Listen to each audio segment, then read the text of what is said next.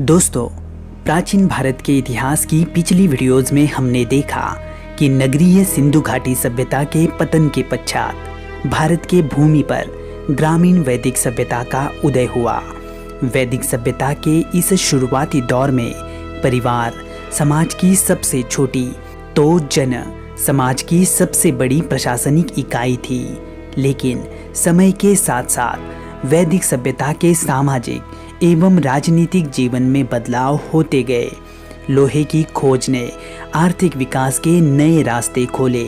अधिशेष उत्पाद ने सामाजिक जीवन का स्तर ऊंचा किया, जिस कारण भारत में द्वितीय नगरीकरण को शुरुआत हो गई। जनसंख्या में आई वृद्धि और राजा के बढ़ते प्रभाव ने प्रशासनिक इकाइयों के स्वरूप में कुछ ऐसा बदलाव किया कि ऋग्वैदिक काल के जन जो उत्तर वैदिक काल में बड़े होकर जनपद बन गए थे, वो वैदिक काल के समाप्ति के समय और बड़े होकर महाजनपद बन गए।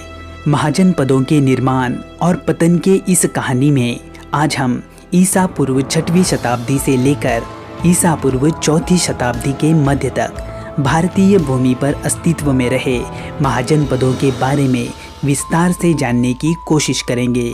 तो आओ दोस्तों, शुरू करते हैं आज का ये वीडियो। ईसा पूर्व 6वीं शताब्दी अर्थात वैदिक सभ्यता के समाप्ति का समय, ये प्राचीन भारत के इतिहास का वो समय था जब समाज धार्मिक एवं राजनीतिक दृष्टिकोण से बड़े ही उथल पुथल भरे माहौल से गुजर रहा था। सनातन संस्कृति में पनप रही कठोर वर्ण व्यवस्था तथा विधियों में कर्मकांडों के बढ़ते प्रभाव से त्रस्त होकर लोग अब बौद्ध तथा जैन विचारधारा की तरफ आकर्षित होने लगे थे। इधर शक्तिशाली बन चुके राजा अपने साम्राज्य को बड़े से और बड़ा करने में लगे हुए थे, जिससे छोटे छोटे जनपदों का आपस में विलय होकर अब महाजनपदों का निर्माण हो रहा था। महाजनपदों के संदर्भ में ज़्यादातर जानकारी हमें इस काल में लिखे गए बौद्ध तथा जैन ग्रंथों से प्राप्त होती है। अंगुत्तर निकाय नामक बौद्ध ग्रंथ तथा भगवती सूत्र नामक जैन ग्रंथ से हमें स्पष्ट रूप से 16 महाजनपदों की सूची प्राप्त होती है।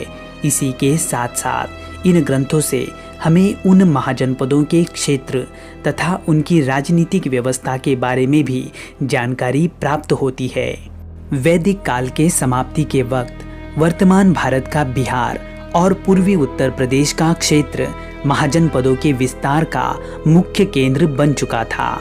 यहाँ की उपजाऊ भूमि और विपुल लोह उत्पादन के चलते ज़्यादातर महाजनपदों का विस्तार हमें इसी क्षेत्र में दिखाई पड़ता है।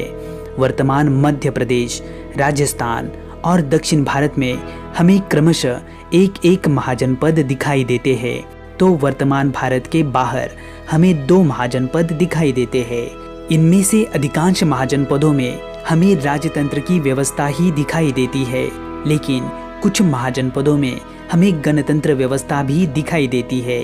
तो आइए अब हम एक एक करके सभी महाजनपदों की विस्तृत जानकारी समझने की कोशिश करते हैं। मगध प्राचीन भारत के सबसे समृद्ध और सबसे प्रमुख महाजनपदों में से एक था। ये राज्य उत्तर में गंगा, पूर्व में चंपा और पश्चिम में सोन नदी से घिरा हुआ था। वर्तमान में ये क्षेत्र बिहार के दक्षिण में पटना से गया के बीच दिखाई पड़ता है। मगध की प्राचीन राजधानी राजगृह थी, लेकिन कालांतर में वो पाटलिपुत्र में स्थापित हो गई। प्राचीन ग्रंथों के अनुसार बृहद्रथ मगध के सबसे पहले ज्ञात शासक थे। उनके बाद जरासंध भी यहाँ के एक प्रतिष्ठित शासक रहे थे। बाद में राजा बिंबिसार के शासनकाल में मगध का काफी विकास हुआ। मगध के माध्यम से एक महान भारतीय साम्राज्य का उत्कर्ष हुआ। गौतम बुद्ध ने भी अपने जीवन का अधिकांश समय मगध में ही बिताया, इसीलिए बौद्ध धर्म में इस क्षेत्र को विशेष महत्व प्राप्त है। अंग महाजनपद की सीमा अपने प्रतिद्वंद्वी मगध महाजनपद की सीमा से चंपा नदी के माध्यम से अलग हुई थी। चंपा नदी दोनों राज्यों के लिए मुख्य जल स्रोत के रूप में कार्य करती थी। ये राज्य वर्तमान बिहार के भागलपुर मुंगेर क्षेत्र में स्थित था। इसके राजधानी का नाम भी चंपा ही था। सर्वप्रथम अथर्ववेद और बाद में महाभारत में भी अंगराज्य का वर्णन हमें मिलता है। शुरू में अंगराज्य एक सामान्य राज्य था, लेकिन बाद में वो व्यापार का एक बहुत बड़ा केंद्र बन गया, जिससे पड़ोसी राज्यों के व्यापारी इसकी तरफ आकर्षित हुए। अंत में मगध के राजा बिंबिसार द्वारा अंगराज्य पर विजय प्राप्त करके उसे मगध में विलीन करवाया गया। वज्जी संघ मूल रूप से 8 जनपदों को मिलाकर बना हुआ एक गणतांत्रिक महाजनपद था। इसकी राजधानी वैशाली हुआ करती थी। इसके 8 जनपदों में लिच्छवी नामक जनपद में सबसे प्राचीन गणतंत्र था और वैशाली लिच्छवी की ही राजधानी थी, जो बाद में समूचे वज्जी संघ की राजधानी बनी। ये क्षेत्र गंगा नदी के उत्तर में स्थित था और पश्चिम में गंडकी नदी से घिरा हुआ था।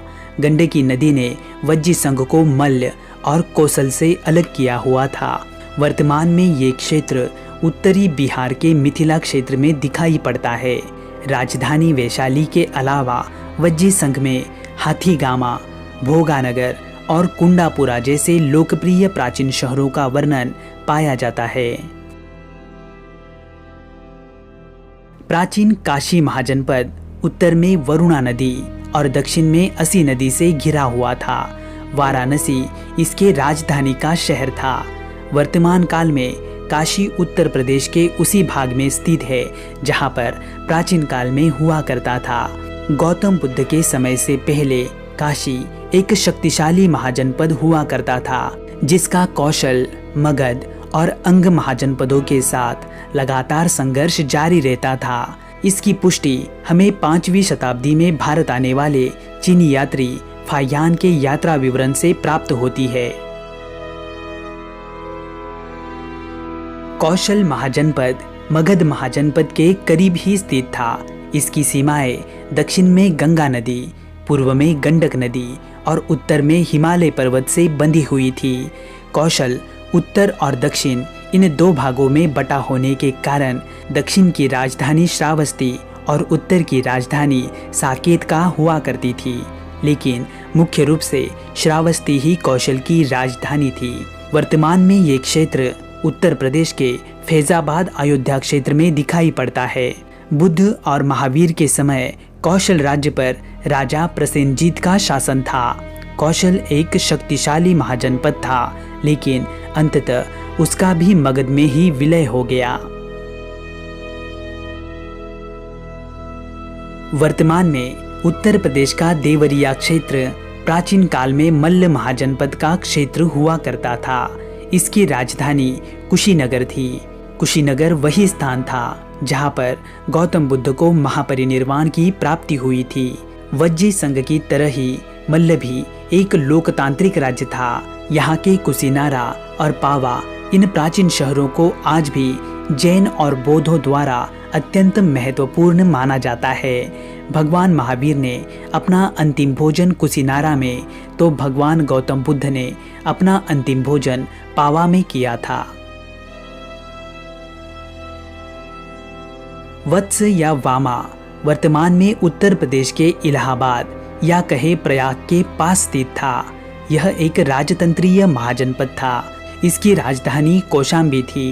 कौशाम्बी को 7वीं शताब्दी ईसा पूर्व में राजा उदयन द्वारा बसाया गया था। हालांकि राजा उदयन ने शुरू में बुद्ध की शिक्षाओं का विरोध किया, लेकिन बाद में वे खुद बुद्ध के अनुयायी बने और बौद्ध धर्म को कौशाम्बी का राजधर्म भी बना दिया। वत्स की राजधानी कौशाम्बी ने कई धनी व्यापारियों को अपनी तरफ आकर्षित किया, जिससे कौशाम्बी दक्षिण और उत्तर पश्चिम से आने जाने वाले यात्रियों और सामानों का प्रमुख केंद्र बन गया। कुरु महाजनपद वर्तमान दिल्ली के आसपास स्थित एक महत्वपूर्ण महाजनपद था। इसके राजधानी का शहर इंद्रप्रस्थ अर्थात आज का दिल्ली ही था। वास्तव में कुरु और कौरवों से जुड़ी घटनाओं का वर्णन हमें महाभारत में देखने को मिलता है। उसी तरह ईसा पूर्व 4वीं शताब्दी में रचित कौटिल्य के अर्थशास्त्र में भी हमें कुरु राज्य और वहाँ के राजवंश के बारे में जानकारी मिलती है।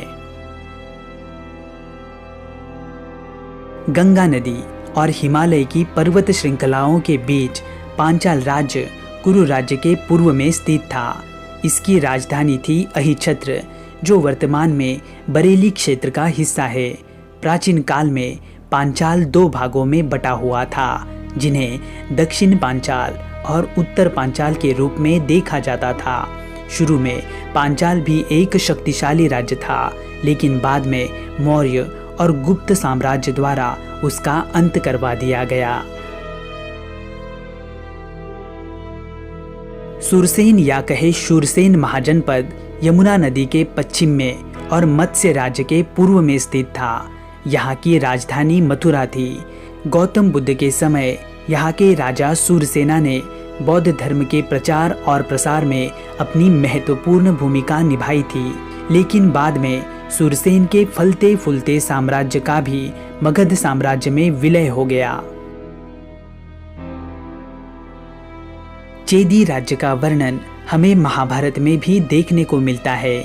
यहाँ का शिशुपाल नामक राजा मगध और कुरु राजाओं का सहयोगी हुआ करता था। इसके राजधानी का शहर था सुक्तिमती। हालांकि सुक्तिमती के सही स्थान का पता अभी तक नहीं लग पाया है, लेकिन कुछ इतिहासकारों के मतानुसार उत्तर प्रदेश में वर्तमान बांदा के आसपास ही सुक्तिमती स्थापित हो सकती है।